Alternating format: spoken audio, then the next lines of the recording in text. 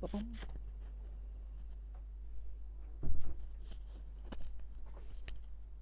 we're rolling. Hello, good evening, Merry Christmas and Happy New Year to you all. I hope you enjoyed the last few days. I'm sure you've had a fun, festive time with family and friends. Hello, Brian. And yeah, so I hope you've had a great time. And this is my last video for the new year. I'll see you in the new year. So and Happy New Year to you all as well. So today's little lesson. Hello, Brian. Thank you for saying hello. So today's lesson is kind of life lessons and things that I've extracted from playing the guitar, or learning how to play the guitar more appropriately. So, excuse me, I've got a bit of a funny sore throat at the moment, so excuse me if the voice ain't too great. So you know, I've been playing. So just to summarise, I've been learning how to play this song,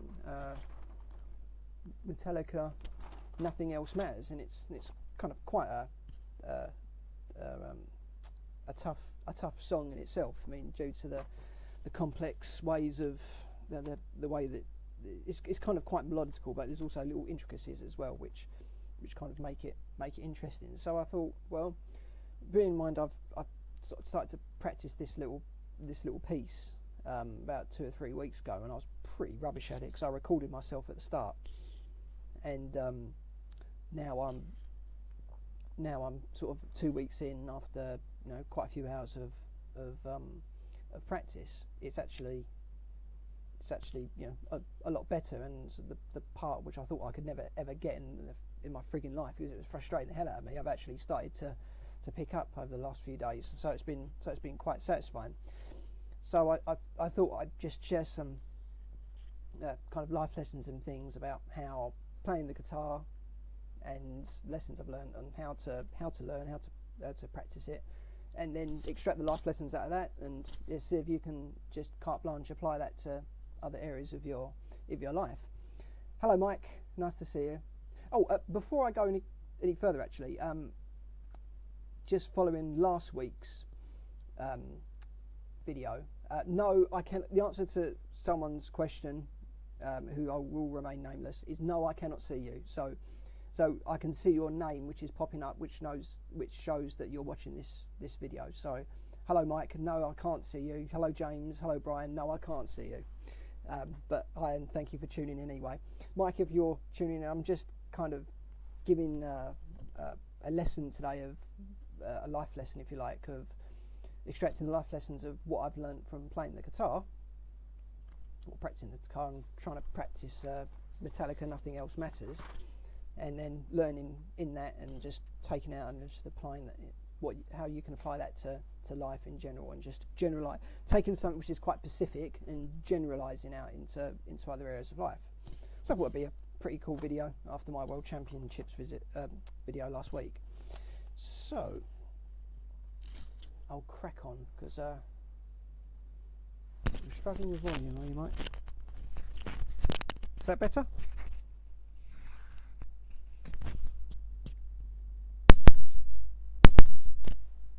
Is that better, Mike?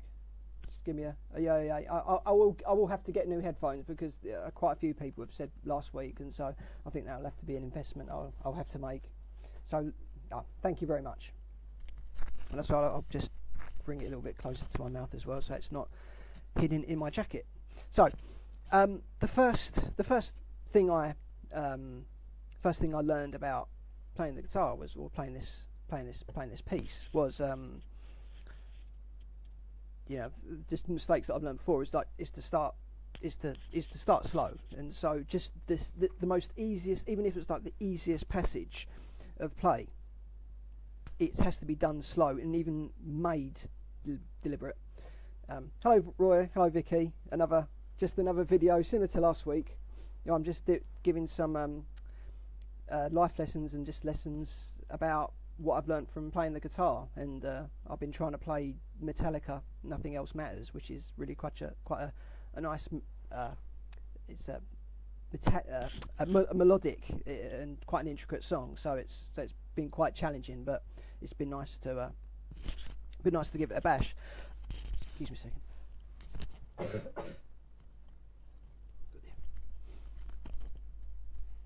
Yeah, so it's been nice to give it a bash.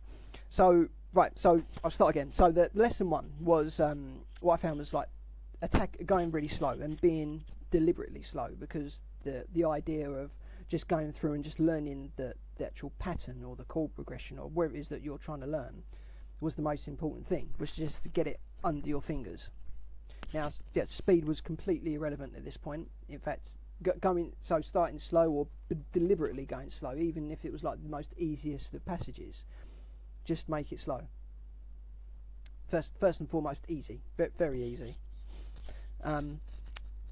Next one is yes, Brian, it's an Epiphone SG behind me, and then we've got my Telecaster to the side of me as well. So yeah, an SG, but it's an Epiphone one, not an expensive one. So lesson 2 would be bite size. So I broke it down. So you're quite, so when you play and you can see the music, you can see it's quite easy. You can just break it down into bars, but then you can break it down also into other pieces of play. So if you find yourself, so I found myself playing the easy bits first, like the open strings, and then you come to the more intricate pieces, which require a little bit more attention. Excuse me. The other thing that I've learned is that once I've got the pattern, although be it very slow, you can change and up your speed. So once you have it under your fingers and you know the pattern, you can increase speed. So that was a good thing that helped with the progress. And the last thing I found was measuring or recording yourself, if you can. Now, and I thought this was actually more of the best thing as well, because you can't actually, sometimes when it comes to progress and tracking your own progress, thinking about what you was like back then is really difficult, because it's completely different.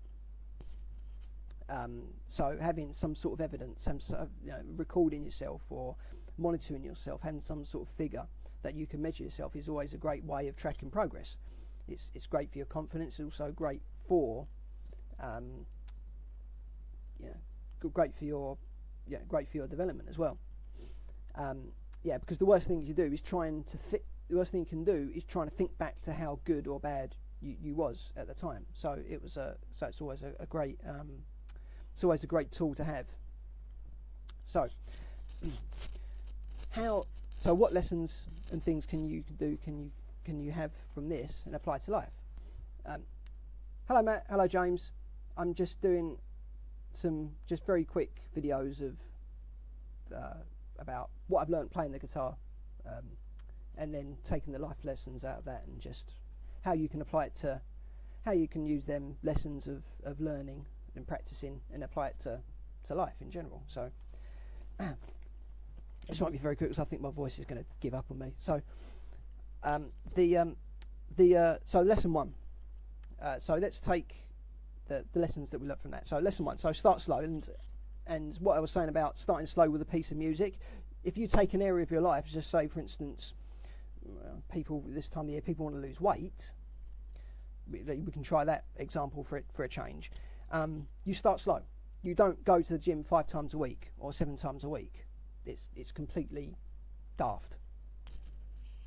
And you'll get bored of it, and you'll get frustrated because you're not making very much progress at that time, and you'll quit. So do something slow. Start it very slow, and just make it as easy as possible. Make it as least effort as possible as well. It's the overused cliche of walk before you can run, and that's it's so corny and just overused, but it's so true, and most people don't really actually apply it, because I think people understand most things logically, but when it comes to actually applying something, it's kind of not. It's just not done. So start slow, start walking, and to make it as easy as possible, because it's kind of impossible to fail at something you've never done before. So that could be the first lesson if you want to apply that to say losing weight, for example. It's kind of a good idea. Hello, Paul. Thank you for joining us. Lesson 2 would be to make things bite size. You know, make it small, and make very small changes first, instead of creating huge amount of changes. If you want to make huge amount of changes in your life, start with something small. Start with, you know, going to the gym once a week. Start with eating 1 banana a day, or 1 piece of fruit a day, or a week, or something. You know, something so small which is just completely and utterly easy to do, because at this point we're not really looking at change so much. We're looking at creating habit, which is like when you're practicing the guitar. You're not necessarily looking to completely learn the whole piece. You're just breaking it down and make it into small pieces and little pieces that you can learn and get the pattern under your fingers.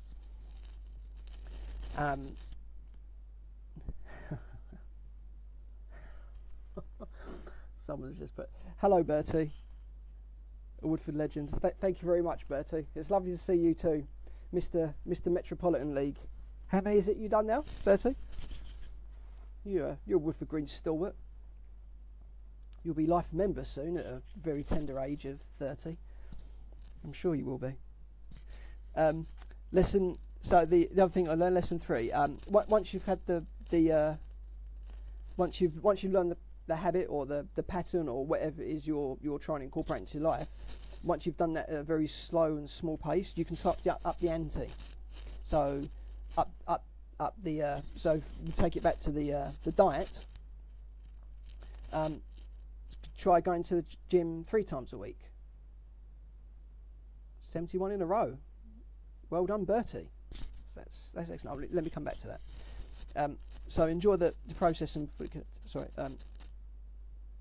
so up the ante. So go to 3 times a week instead of just 1, maybe 4. You know, whatever feels right and whatever feel you can do. Because at the moment we're still looking at momentum and creating habits and patterns here. We're not really looking for a huge amount of change, because you create the pattern and the habit first, and then the speed and things will all come later.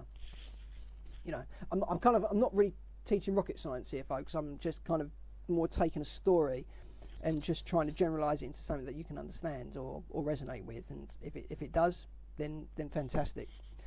Then lesson 4, enjoying the process. Actually, you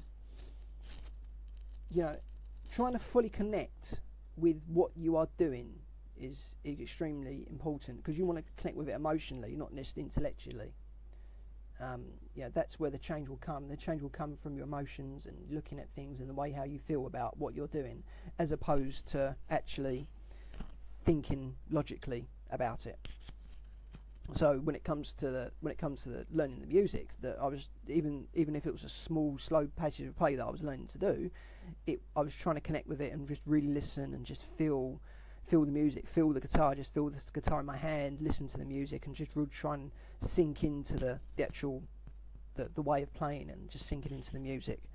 And you can do that yourself. If we just take the example of changing your body and just changing a diet or changing a way of life, actually feel yourself sinking into that way of life and connecting with what you're doing and why you're doing it. You'll make the change so much more easier, and it'll become easy and effortless. Lesson 5 is measure and track your progress. So what I done with recording myself before, you know, a couple of weeks ago, before I started to dedicate myself and practice this piece of music, to what I am now. You know, I'm going to record myself in a few days' time, and I'm going to just see where I was in terms of progress. And you know, I don't know what I was like back then. You know, like, you need some sort of evidence, which is why monitoring your progress, tracking your progress. Is so important, because you can't think back to what you was like back then. You know, you need some sort of evidence, because that's going to really cheer you up. So, so ladies and gentlemen, that is actually all the lessons that I have for today, albeit very, very short and sweet, no doubt. It's only been about 15 minutes, but just going back to my friend Bertie there, who was 71 Met Leagues in a row. Bertie, that's absolutely bloody amazing. Considering there's only 6 in a year, you've been doing that for quite a long time consecutively. And just for those who are not really aware of it, the Met League is a cross-country league which are held every year, and there's 6 between all there's 6 races held in the London metropolitan area, around Hertfordshire, Essex and such. And Bertie's done 71 consecutive races, so well done, Bertie. He's certainly is a whiff of green legends, but that's a running thing, so thank you for watching. So I'll summarise quickly, guys, because I think my voice is going to check out here. I'll just summarise the lessons very quickly. So it will be, so the first lesson is start slow, always start slow. Lesson 2 is always create bite-sized amounts of practice, or whatever you're gonna do. Chunk it down into very small pieces so you can attack it and give it your full attention there. Increase your speed, increase your increase your speed, increase your attention, your focus. Once you have the pattern and the habit that you're trying to create under your fingers, or once you've got it a little bit more ingrained. Lesson 4 will be to enjoy the process, to connect with while you're doing it, and really feel like you're enjoying the process. That's very important. And lesson 5 is always to measure and track it. So I think that is pretty much what I'm going to leave it there, guys, because so thank you very much for tuning in and watching. Thank you, Bertie. Thank you all for tuning in and watching. And I'll see you about the same time next week. So see you soon. Bye bye.